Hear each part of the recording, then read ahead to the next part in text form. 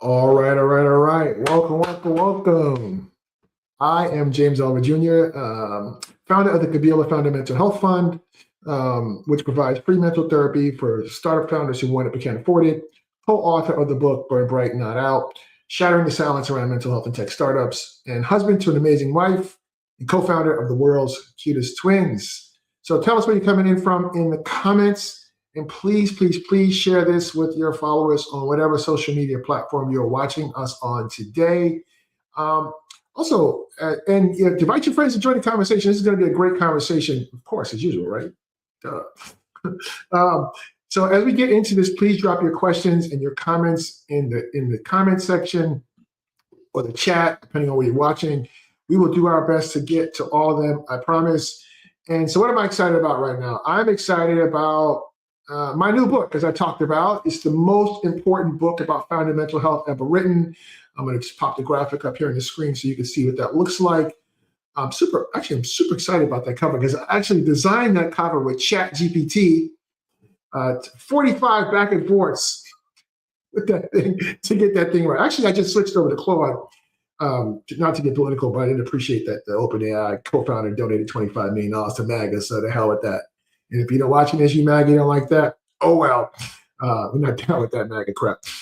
So I've switched to Claude, and I'm loving Claude. It's really cool. So that's the book. So I'm excited about it because 90% of the book's net proceeds go back to pay for mental therapy, part of the solution, not just good stories. Really, really, really amazing. Let me put this thing down here because I'm doing all the things. I'm producer, director, all of it. Nuts, but StreamYard is good that way. So you can visit Amazon and get your copy of the book today.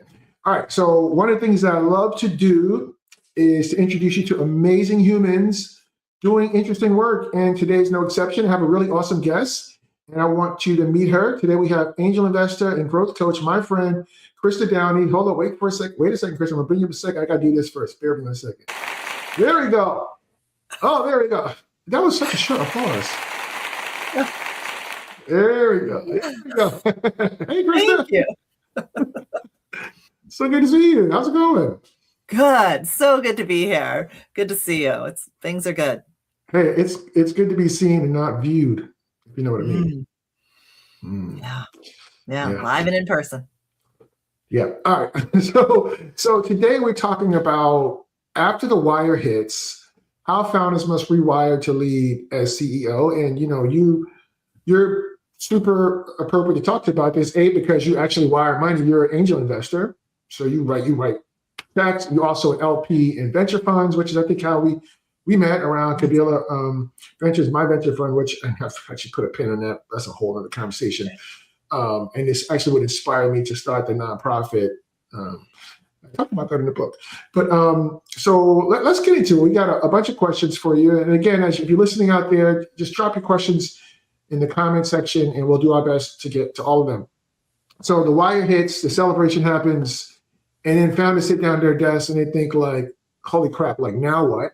So walk us through what that psychological shift actually feels like and why so many founders are caught off guard by it. Absolutely. And I want to start, James, by saying the reason these founders are getting the wire, they're getting these investments, is because they are talented people with great solutions, right? They have a solution. It's been proven in the market. There's traction there. Investors see the brilliance in their solution, and investors see the brilliance in that talent. And so that's why they're getting the investments. I just want to put that out there. That's a big thing that people need to recognize and celebrate and pat themselves on the back for. Then they realize, oh, now the clock's really ticking. I have someone else's money that I am responsible for, not just managing, but growing tenfold. There are big expectations. Like that's a lot of pressure for anybody, right? So much pressure. And so what does that look like? Yes, let's say I am a technical person. I've been an engineer, a physician, whatever my background, maybe I haven't managed something this complex before. Most founders have not managed teams and managed the complexity of this. And so now I need to hire more people. Maybe I've never hired people, onboard them, work with the investors, communicate with them, build a board. I mean, so much. You can only imagine for anybody, you know what it's like, but any listener who has done this can only imagine that's a lot. It is. It is. So what, so let me go set. So the psychological shift, so, all right. So you answer the question, they're caught off guard by it because it's a lot. They're not really ready for that. They don't really know what to do. And it is a mindset shift. And it is a lot of responsibility. Like I've gone through, I went to Generate, I went to Techstars, I raised a little bit of money. And so I know the pressure. And then, if things are not going great, then you also feel the pressure like, man, I've got to win because I don't want to disappoint my investors. That's, most people are decent and they kind of probably feel some of that, I would think. Yeah. Okay, and the cool. shift then is now I'm a leader. Now I'm a CEO, right? I was this person with a product or a service, I was building this product, and now I'm expected to be a CEO. What does that mean? Who is a CEO? What does a CEO look like? I'm a CEO, So that idea of now it's bigger. It's, my responsibilities are greater and I need to be a whole nother person, leader, step into this role that I wasn't necessarily thinking about. Yeah, so that's a perfect segue to my next question. So how do you help founders recognize when they're stuck in contributor mode? Yeah. Many founders are figuring that out on their own. Some too late, many too late, I would argue, right? Because people aren't talking about it enough. They're figuring it out when all of a sudden they can't manage things. There's, the priorities. Where do I spend my time? Can I delegate? I've delegated, but they're not doing what I thought I'd asked them to do. So that miscommunication, that's actually probably one of the early signs, is the sense of my team and I are not in alignment on what everybody's responsibilities are. And I'm carrying a lot of that weight. So that's often where it comes up for a founder. Sometimes an investor notices or an advisor notices and says, you're doing too much. Like, what are we doing here? Like, let's pull back, right? I'm working with a founder that, the angel investors that had been working with this founder, supporting them, realized, you can use some help with some of this. You don't have to carry all of that weight. So they recommended the founder to me, and I'm working with this founder to figure that out. How do we prioritize? How do we delegate? How, all of those things. Yeah, I think CEO does not necessarily need to stand for Chief Everything Officer. Right. Right. Yeah, no, I appreciate that. And I think that's cool when the investor or the advisor is like, well, like you're doing too much. Like, how can we talk about getting some help? Are you finding that founders are receptive to that conversation or not so much?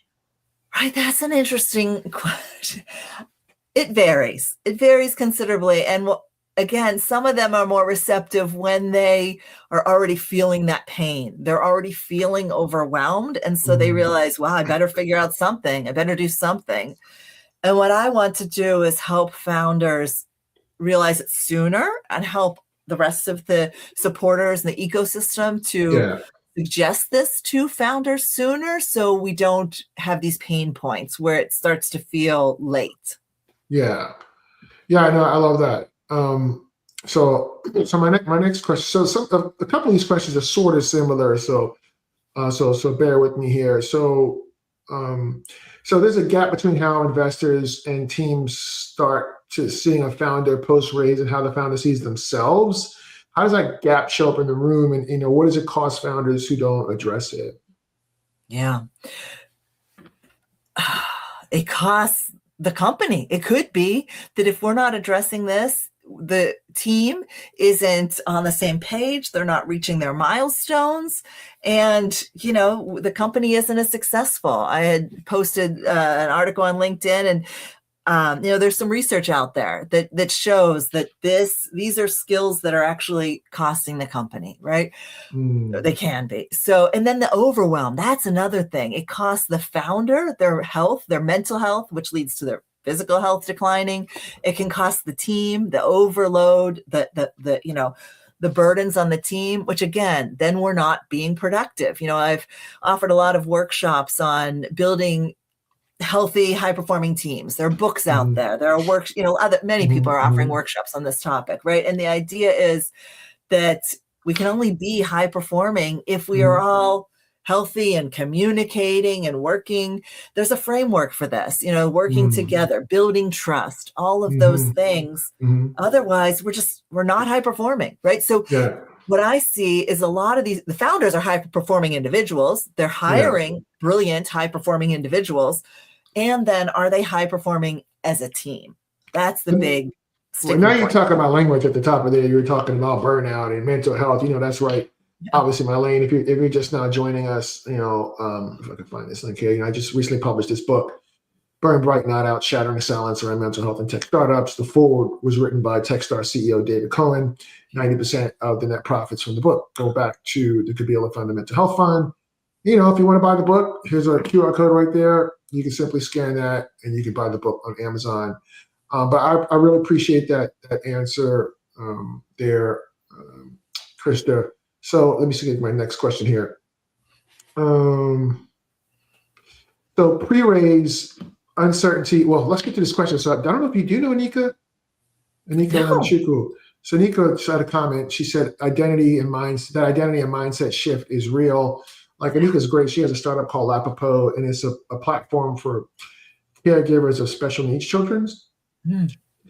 And she actually is a mental therapy grant recipient for Kabila Mental Health Fund. And, she talks openly about the support she got from us and how helpful it was for her. So I really appreciate Anika for having the courage. It's crazy that that's a courageous thing to do, but it Right. is, because there's a lot of stigma around mental health and people don't want to talk about it, blah, blah, blah. But that's not her. So, I appreciate her willingness to talk about that. So I was saying that pre-raise uncertainty is about survival, post-raise is about direction.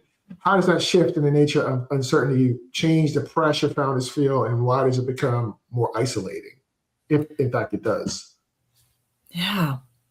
Well, being a founder is isolating. We know that, right? At any stage, Yeah. being a founder can be isolating because you're Yeah. at the top. Any leadership position in any organization, anywhere you're at the top, it's more isolating. You have Mhm. fewer peers. And so some founders have found great community with other founders. And often at the early stages, you're going through different accelerators and incubators, and you have mentors who are supporting you and community supporting you in a way that feels maybe more connected sometimes. Mhm.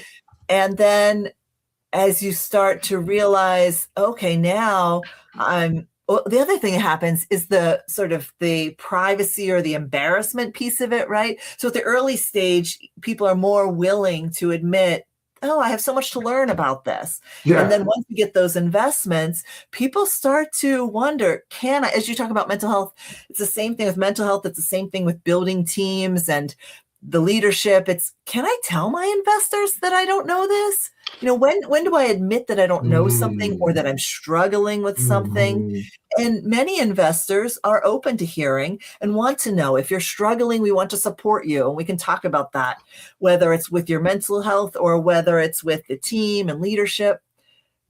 Not all investors, many. And so how does a Yeah. founder know? And how do you figure that out once you're already in that relationship, if you haven't already talked about that? So that then becomes isolating, where you feel that you have to be more private and closed about these issues. Which is awful, because it's not helping you be more productive. So how are you talking to founders about that? This is a really great point you just made. Yeah.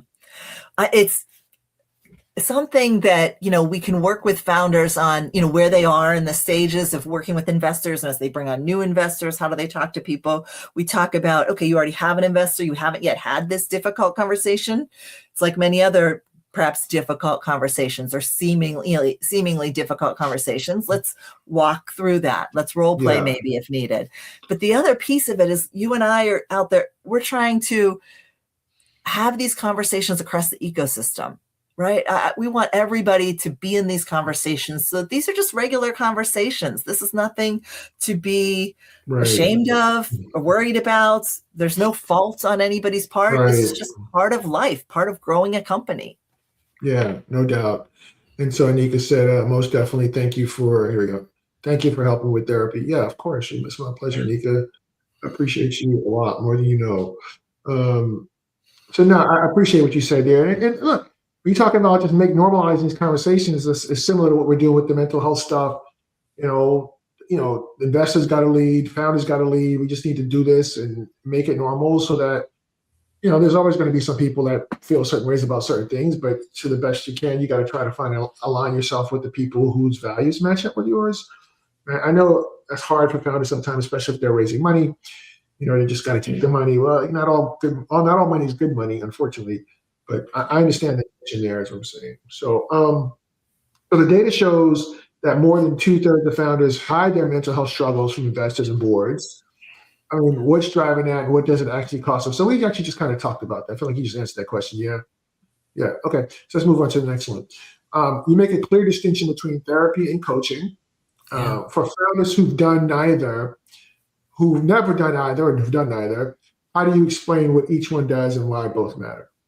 Yes, they go hand in hand. So therapy is really taking care of yourself, your internal self, in ways that will support you throughout your life, right? It's okay, you're managing stress. How am I managing stress? I'll work with my therapist on when this thing happens in my life, this triggers me to spiral or to behave in this way, react in this way. And so how do I then get that under control so that I'm behaving differently? I'm building some different habits around that. And so the ways you behave at work, the ways you behave at home, and other areas are going to maybe overlap, and therapy is going to help you manage that and feel good. So you have ways that, techniques that you can use throughout the day to, manage your anxiety, your stress, and have more joy, hopefully. Right. And so then coaching is more about, okay, let's take this to your work, to your goals, to like creating frameworks around, again, strategy for your business, for building teams. How do you lead? So who are you as a leader? So taking all of that you've learned about yourself and how to manage things and bringing out the best in you as well. Who are you as a leader? When are you at your best? And so they really go hand in hand. That's fantastic. I appreciate that. I'm trying to show your thing here, and I'm trying to, it's not letting me do that. So I'm just going to put the website back up. It has a timer. StreamYard has this timer thing that will shut off after a while, but for some reason it's not working. But whatever, I'll turn it off manually when I remember. But no, I appreciate that distinction between the two. So you work with founders on the innovator to CEO growth arc. Where do most funded founders get stuck on that journey, and what does it take to move them forward? Right. I was chatting yesterday with a VC about this concept of leading teams, hiring people, onboarding people, and that many founders come from an individual contributor, technical type expertise background where they've not led a lot of teams or sizable teams, right? They don't have as much experience doing that. And these are the founders I'm really looking to work with, right? They start to realize, oh, wait, now I have to hire someone. Now I have to hire a couple of people. Now I have to bring them together as a team and align them. And that's where things start to stick. So one of the things I do when I meet with a founder for the first time and we're thinking about working together and finding their pain points, we absolutely look at what are the pain points they see.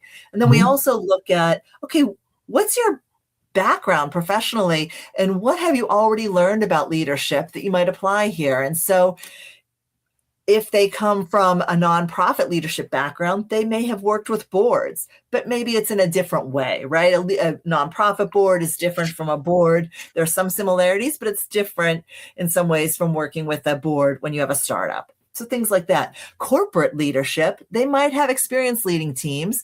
And I have to say, the piece is if someone doesn't have that corporate leadership experience, they're missing a lot of leadership techniques and tools and frameworks.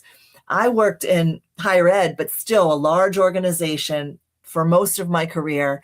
And the minute I had my first professional employee reporting to me, I was put into leadership programs, right? So you have these formal programs where you're taught all of these techniques and tools that you can use to think about leadership and managing teams.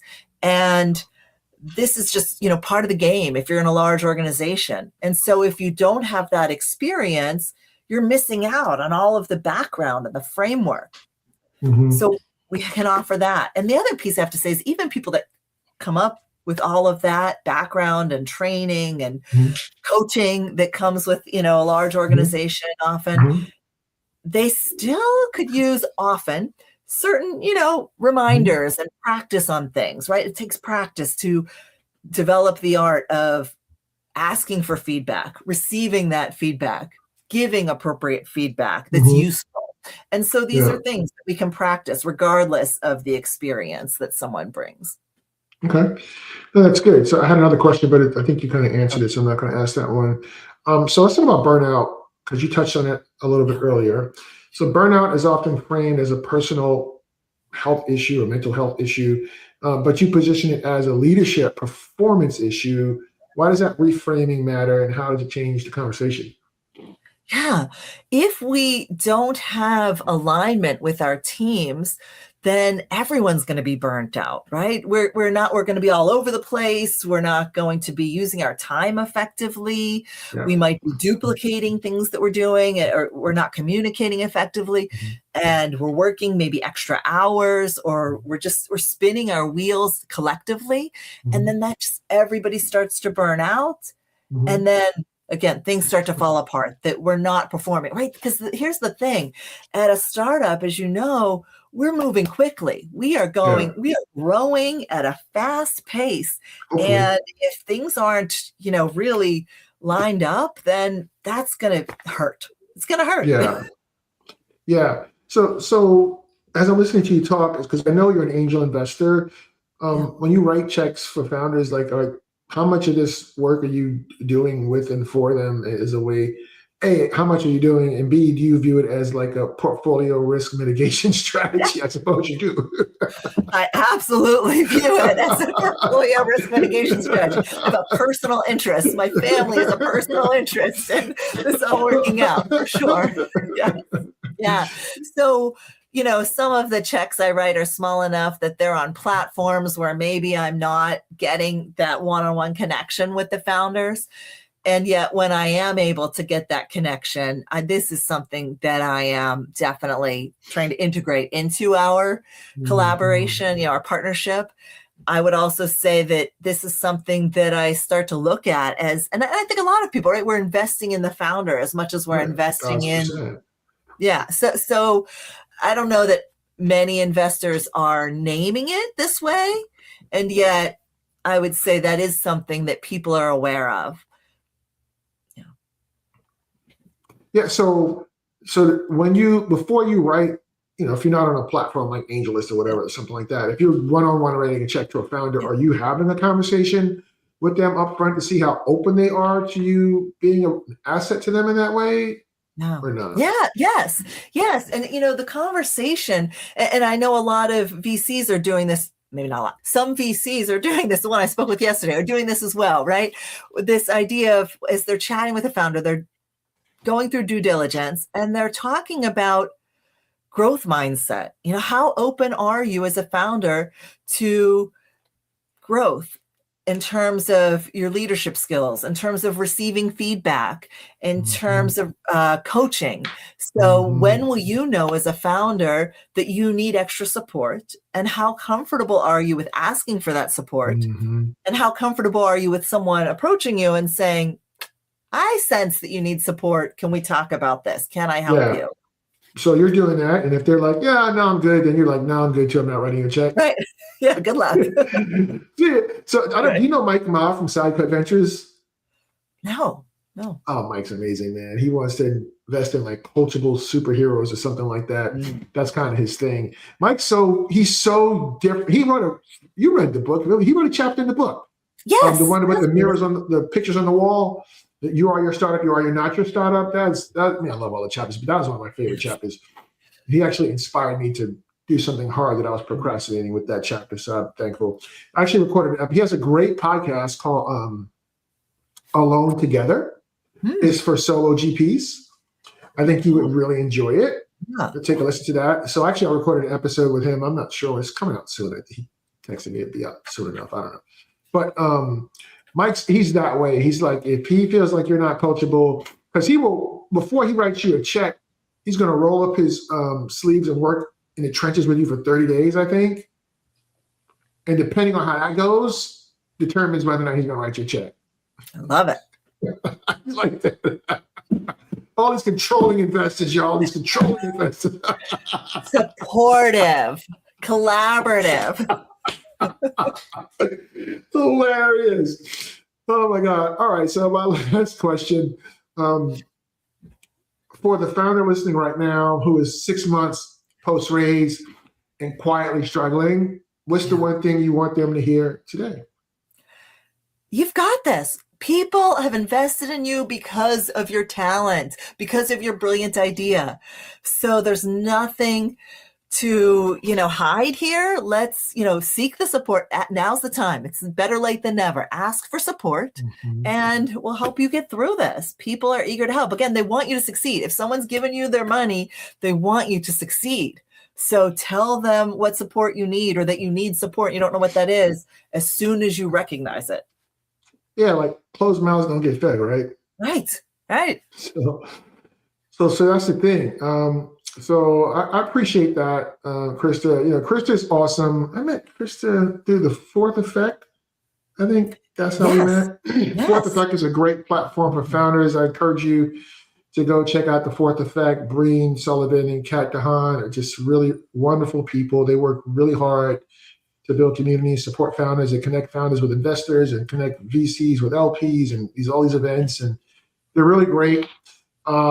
So you can see scrolling at the bottom here. If you want to help pay for founder mental therapy, you can scan the QR code in the corner here, or you can simply go to, KabilaMentalHealth.com. That's the work we're doing. There's some similarities in terms of what I'm doing with what Christa's doing, which is why I was so excited to have her on. I think you should follow Christa. I tell founders all the time, investors invest in lines, not dots. So, you should get to know her, right? Go follow her on LinkedIn, engage with her, read up about what her interests are, what her investment philosophy is. I don't know if she's are you actively writing checks, angel checks? Not at the moment, but shortly. Yeah. Okay, perfect. But yeah, so I think you could connect with her. Her email address is Christa@ChristaBDowneyCoaching.com. Reach out to her, and I would encourage you to say, hey, saw you talking to James on LinkedIn Live or wherever you're watching this, and I like this that you said, game to connect to learn more, whatever. Just be smart about how you reach out to people, be thoughtful about it, and stay engaged. And, again, invest in lines, not dots, and help her connect the dots so she can make a line and feel really good about writing a check. And, you got to make sure you're open to coaching. Yes, absolutely. I'll add, I have I have a resource too. So if anybody reaches out to me, or maybe if we, have contact information from this, I have a resource sheet based on this conversation with some things you can do today, things you can do this week that I'm happy to share. It's a 2-page resource. Okay. And then also with your contact information, I'll save that because I am putting together a program. It'll likely be an 8-week program that will be for founders to have like the basics in leadership, similar to, again, if you were in corporate and you were now assigned a leadership role, you would go through a leadership program and then maybe have a coach that you'd work with as well. So I'm building something like that for founders, and I'd love to get both of those out to you. Awesome. So if you email her, Christa at ChristaBDowneyCoaching.com, and ask her for the resources she's talking about, I'm sure she'll be delighted to send it to you. All right. Well, this was fun. It's good to see you as always, Christa. I'll just stand by right for a second. I'm going to pull us all down and wrap up. Thanks everybody for hanging out with us. We'll be doing more of these in the future. And this coming May, going to be really busy because May is Mental Health Awareness Month, to have some really cool stuff coming up. So just stand by and we're going to roll out. 1 second.